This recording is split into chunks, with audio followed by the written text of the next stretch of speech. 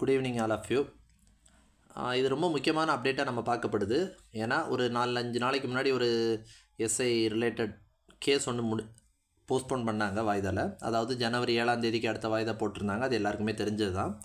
So அதை தொடர்ந்து அன்னைக்கு நடந்த ஆர்குமெண்ட் பேஸ் பண்ணி வெப்சைட்டில் சில மாற்றம் வரும்னு நம்ம எதிர்பார்த்தது தான். அது சரியாக இன்றைக்கி வந்திருக்கு. என்ன மாற்றம் அப்படின்னு பார்த்தீங்கன்னா, இன்ஸ்பெக்டர் வரும் அப்படின்ற 2024க்கான அந்த அனௌன்ஸ்மெண்ட் பேஜை எடுத்துட்டாங்க. முதல் விஷயம். அடுத்த சப் இன்ஸ்பெக்டர் ரிலேட்டடான நோட்டிஃபிகேஷனுக்கான பேஜை எடுத்துட்டாங்க.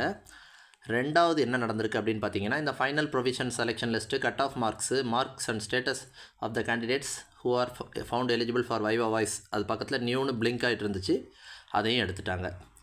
ஸோ இதிலேருந்து 2 விஷயம் தெளிவாக தெரியுது. ஒன்று, இந்த எஸ்ஐ நோட்டிஃபிகேஷன் இப்போ வரல அப்படின்றது ஊர்ஜிதமாக தெரியுது.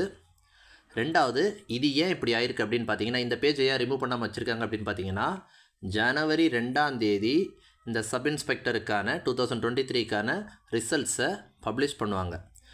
ரிசல்ட்டா அப்படின்னு கேட்டிங்கன்னா, கண்டிப்பாக ரிசல்ட் கிடையாது.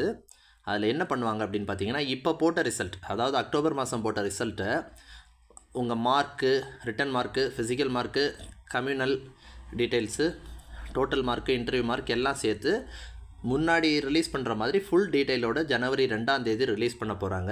இந்த 2ஆம் தேதி ரிசல்ட் ரிலீஸ் பண்ணதுக்கப்புறம் அந்த கேஸ் போட்ட 41 பேரும் இந்த டீட்டெயில்ஸை வெரிஃபை பண்ணிவிட்டு 7ஆம் தேதி அவங்க கவுன்சில்ஸ் அப்பியர் ஆகி ஆர்குமெண்ட் நடக்கும். ஸோ மோஸ்ட் ப்ராபபிளாக ஜனவரி 7ஆம் தேதி ஜட்மெண்ட் ஆகும்.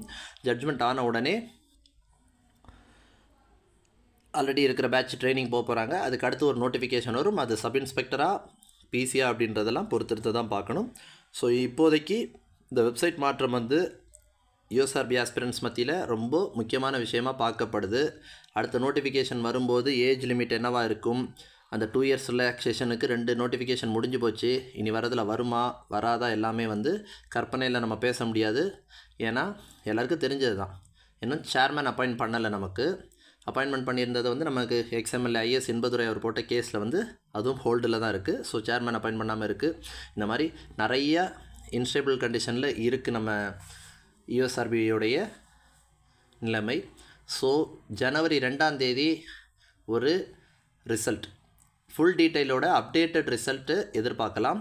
ஜனவரி 7ஆம் தேதி வாய்தா முடிஞ்சதும் வெப்சைட்டில் மீண்டும் ஒரு மாற்றம் நிகழலாம். ஸோ அந்த டைமில் என்ன நடக்க போகுது அப்படின்றத நம்ம பொறுத்திருந்து பார்ப்போம். ஸோ இப்போ பேனிக் ஆக வேண்டாம். எஸ்ஐ இப்போ வராது அப்படின்றது தான் மேட்டர்.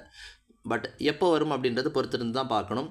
மோஸ்ட் ப்ராபபிளாக எஸ்ஐன்றது வந்து 1.25 வருஷ ப்ராசஸ்ஸு தொடங்கி அவங்க எலெக்ஷனுக்கு முன்னாடி முடிப்பாங்களா முடிக்க மாட்டாங்களா, இல்லை டிலே ஆகிட்டு இருக்கிறனால பிசி அட்வான்ஸ் பண்ணி ஆசச் இப்போ இருக்கிற மாதிரி ஒரு 3000-4000 வேகன்சி இந்த டேட்டுக்கு இருக்குது. அந்த 3000-4000 வேகன்சியை மூவ் பண்ணி விட்டுலான்னு பார்ப்பாங்களா அப்படின்றதெல்லாம் நம்ம பொறுத்திருந்து தான் பார்க்கணும். ஸோ நம்ம படிக்கிறத படித்து தான் ஆகணும். ஏஜ் பார் ஆகுதுன்னு பேசுகிறதுக்கு இதில் ஒரு காரணமும் கிடையாது. ஏன்னா 2010 எஸ்ஐக்கு அப்புறம் 2015 தான் எஸ்ஐ எடுத்தாங்க. இடையில அந்த 5 வருஷம் ஏஜ் பார் ஆக தான் செஞ்சது. 15க்கு அப்புறம் 19 எடுத்தாங்க. 3 வருஷம் ஏஜ் பார் ஆக தான் செஞ்சது. 2008லேருந்து 2011 இடையில 3 வருஷம், 2004லேருந்து 2008 இடையில 4 வருஷம் எக்ஸிக்யூட்டிவாக அடுத்தடுத்த நோட்டிஃபிகேஷன்ஸ் போடுறதுக்கு பிளான் பண்ணியிருக்கிறாங்க. ஸோ எய்தர்வே வேலை தான் முக்கியம் அப்படின்றவங்க எப்படியாவது ஹார்ட் ஒர்க் பண்ணி வேலைக்கு போயிடுங்க. So all the best. Thank you.